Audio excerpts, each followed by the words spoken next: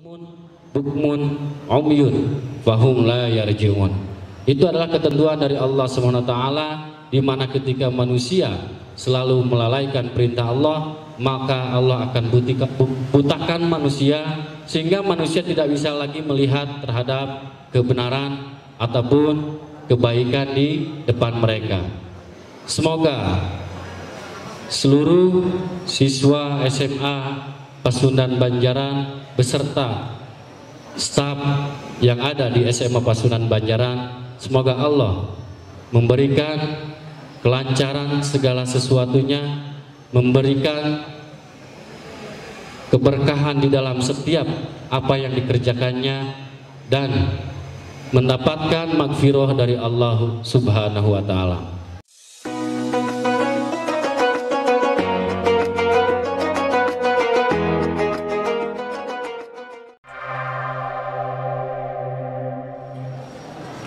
Bapak Wakasek dan juga jajarannya, yang terhormat Bapak KTU beserta jajarannya, yang terhormat kepada Bapak Ibu Guru SMA Pasundan Banjaran, dan tidak lupa kepada siswa-siswi SMA Pasundan Banjaran yang Bapak banggakan. Assalamualaikum warahmatullahi wabarakatuh. Innal hamdalillah nahmaduhu wa nasta'inuhu wa nastaghfiruh wa na'udzu billahi min shururi anfusina wa min sayyiati a'malina may yahdihillahu fala mudhillalah wa may yudlilhu fala hadiyalah. Asyhadu an la ilaha illallah wahdahu la syarikalah wa asyhadu anna Muhammadan 'abduhu wa rasuluhu alladzi la nabiyya ba'dah. Qala Allah ta'ala fil Qur'anil Karim, a'udzu billahi samil alim minasyaitonir rajim. Bismillahirrahmanirrahim. Tsumma qasat qulubukum min ba'di dzalika fahiya kal hijarati aw ashadu qaswa. Wa inna minal hijarati lama yatafajjaru minhul anhar. Shadaqallah al-ayah. Marilah kita semua memanjatkan puji dan syukur kehadirat Allah Subhanahu wa Ta'ala, yang mana pada pagi hari ini kita semua masih diberikannya kenikmatan oleh Allah SWT senantiasa untuk menjalankan ibadah sunnah, yaitu sholat duha berjamaah. Yang semoga apa yang kita lakukan, dimulai dari kita berangkat mencari ilmu dan juga melaksanakan ibadah sholat sunnah duha berjamaah ini, tentunya mendapatkan ganjaran yang setimpal dari Allah SWT. Salawat dan salam semoga terlimpah curah kepada junjungan Nabi Muhammad Sallallahu Alaihi Wasallam beserta keluarganya, para sahabatnya, para tabi'in, sampailah kepada kita umatnya akhirul zaman. Hadirin sidang duha yang dimuliakan, di awal muqaddimah dibacakan surat Al-Baqarah yang berbunyi, Tsumma qasat qulubukum min ba'di dzalika fahiya kal hijarati aw ashadu qaswa. Ayat ini menjelaskan jawaban dari ayat-ayat sebelumnya, yaitu fi qulubihim maradun fazadahumullahu marada, di mana di dalam hati mereka ada suatu penyakit yang menghalangi seseorang untuk menjalankan baik ibadah yang bersifat wajib maupun ibadah yang bersifat sunnah. Apa kendala seseorang tersebut selalu meninggalkan ibadah-ibadah yang telah diucapkan?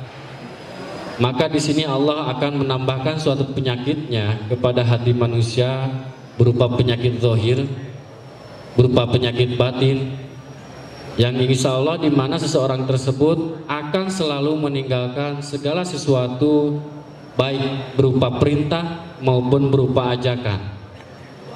Fazadahumullahu marada, dan Allah akan menambahkan penyakitnya kepada hati manusia sehingga manusia condong kepada arah-arah keburukan. Bahkan lebih parahnya akan meninggalkan suatu kewajiban dari manusia itu sendiri kepada yang menciptakan kita, yaitu Allah SWT. Apabila sudah diberi teguran oleh Allah SWT kepada manusia masih belum berubah, maka jawaban yang tadi dibacakan, di mana tsumma qasat qulubukum, kemudian Allah akan membuat hati mereka akan menjadi keras, di mana kerasnya fahiyakal hijarati au asyadu qaswa, kerasnya melebihi daripada batu, yang mana ketika diberi seruan, diberi ajakan, bahkan diberi perintah yang sifatnya wajib, mereka akan menolak secara terang-terangan, yang akhirnya kewajiban yang sesungguhnya harus dilaksanakan oleh manusia malah ditinggalkan oleh manusia itu sendiri. Sehingga suatu akhir di mana ayat yang pertama dan ayat yang kedua, Allah akan membutakan, membisukan dan mentulikan semua panca indera yang dimiliki oleh manusia. Summun, bukmun, umyun, fahum la yarji'un. Itu adalah ketentuan dari Allah SWT, di mana ketika manusia selalu melalaikan perintah Allah, maka Allah akan butakan manusia sehingga manusia tidak bisa lagi melihat terhadap kebenaran ataupun kebaikan di depan mereka. Kemudian selanjutnya Allah akan mentulikan manusia sehingga manusia itu sendiri tidak lagi bisa mendengar terhadap suatu ajakan, syiar, nasihat, perintah dan lain sebagainya.